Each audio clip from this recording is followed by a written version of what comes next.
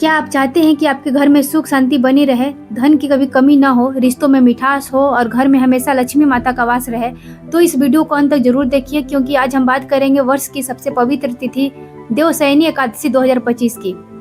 देवशयनी एकादशी क्या है, यह जान लेते हैं। यह कोई साधारण दिन नहीं है, बल्कि वह शुभ तिथि है जब स्वयं भगवान विष्णु योग निद्रा में चले जाते हैं और तब 4 महीनों तक इस सृष्टि का संचालन मनुष्य की भक्ति, साधना और कर्मों पर छोड़ दिया जाता है। इसी काल को कहते हैं चातुर्मास। चातुर्मास में न तो विवाह होते हैं, न ही गृह प्रवेश या अन्य मांगलिक कार्य, क्योंकि स्वयं भगवान इसमें मौन अवस्था में होते हैं। इस दिन का महत्व और विशेष लाभ, इस काल में न विवाह होता है, न कोई बड़ा मांगलिक कार्य, क्योंकि ईश्वर मौन होते हैं। लेकिन जो इस दिन व्रत रखता है, जो श्री हरि का ध्यान करता है, वो खुद भगवान की दृष्टि में आ जाता है। और जब श्री हरि देवउठनी एकादशी को जागते हैं तो उसे वही फल मिलता है जो 100 यज्ञों से भी शायद ना मिले। घर में सुख शांति चाहिए तो इस दिन तुलसी के आगे दीप जलाइए, भगवान विष्णु को पीले फूल, पंचामृत और श्रीफल अर्पित कीजिए और बस एक मंत्र बोलिए, ओम नारायणाय विद्महे वासुदेवाय धीमहि तन्नो विष्णु प्रचोदयात्। आपके घर में चुपचाप लक्ष्मी माता का वास हो जाएगा। कब मनाई जाएगी देवशयनी एकादशी? देवशयनी एकादशी हर साल आषाढ़ माह के शुक्ल पक्ष की एकादशी तिथि को मनाई जाती है। इस बार यह तिथि 6 जुलाई 2025 को पड़ रही है।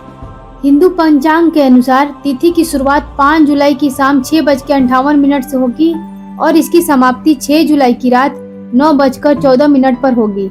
व्रत हमेशा उदया तिथि में रखा जाता है, इसलिए देवशयनी एकादशी का व्रत 6 जुलाई को रखा जाएगा। देवशयनी एकादशी का पूजन मुहूर्त, ब्रह्म मुहूर्त सुबह 4:08 से 4:49 तक। अभिजीत मुहूर्त दोपहर 11:58 से 12:54 तक।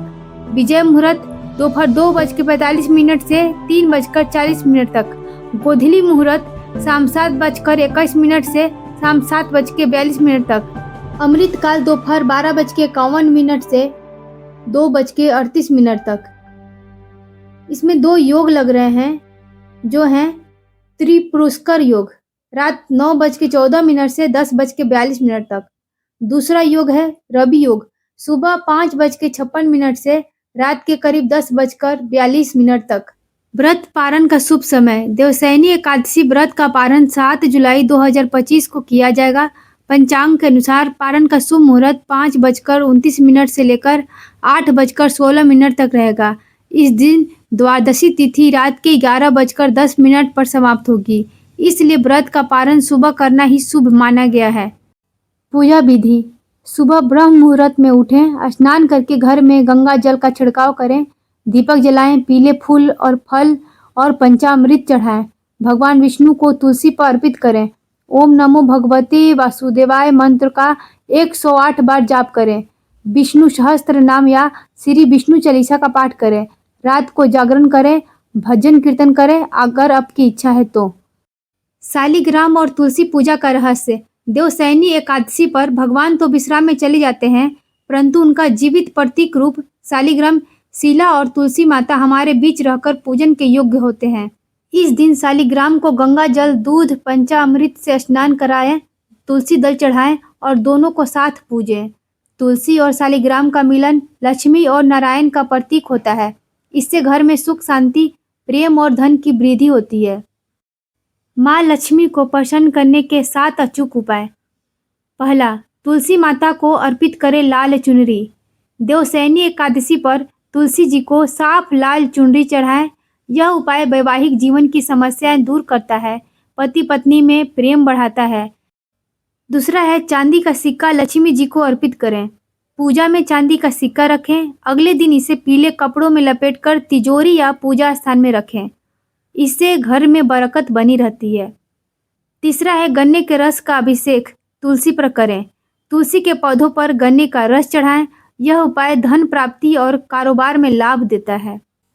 चौथा है, पीली चीजों का दान करें। इस दिन चना, पीली दाल, हल्दी या पीले वस्त्र का दान करें।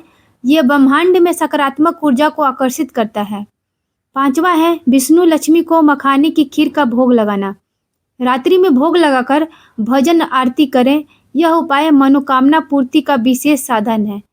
छठा है, केले के पेड़ की पूजा करें। श्री हरि विष्णु केले के वृक्ष में वास करते हैं। यह उपाय विवाह में आने वाली अड़चनों को दूर करता है। 7वां है तुलसी माता की आरती और दीपदान। शाम को तुलसी माता के सामने दीपक जलाएं, आरती करें, तुलसी महारानी नमो नमः मंत्र बोले। इससे घर से नकारात्मक ऊर्जा दूर होती है और रिश्तों में मिठास आती है। जब भगवान सोते हैं तो उनके भरोसे चलती है ये दुनिया, हमारी भक्ति से और आपकी भक्ति से। और अगर हमने एक दिन देवशयनी एकादशी को सच्चे मन से व्रत, पूजा और सेवा कर ली तो समझिए अगले 4 महीने भगवान हमारे लिए काम करेंगे। तुलसी माँ खुश होंगी, लक्ष्मी माता आएंगी, विष्णु कृपा बरसेगी। अंत में याद रखें, देवशयनी एकादशी केवल उपवास नहीं है, यह आत्मचिंतन, संयम और सच्चे विश्वास का पर्व है। जिसने इस दिन भक्ति से श्री हरि का ध्यान किया, उसका जीवन कभी भी रिक्त नहीं रहता। क्या आप भी तैयार हैं इस पावन एकादशी पर श्री हरि विष्णु की कृपा पाने के लिए? तो कमेंट में लिखिए जय श्री हरि विष्णु और इस वीडियो को जरूर शेयर कीजिए, क्योंकि पुण्य जितना बांटोगे उतना ही बढ़ेगा।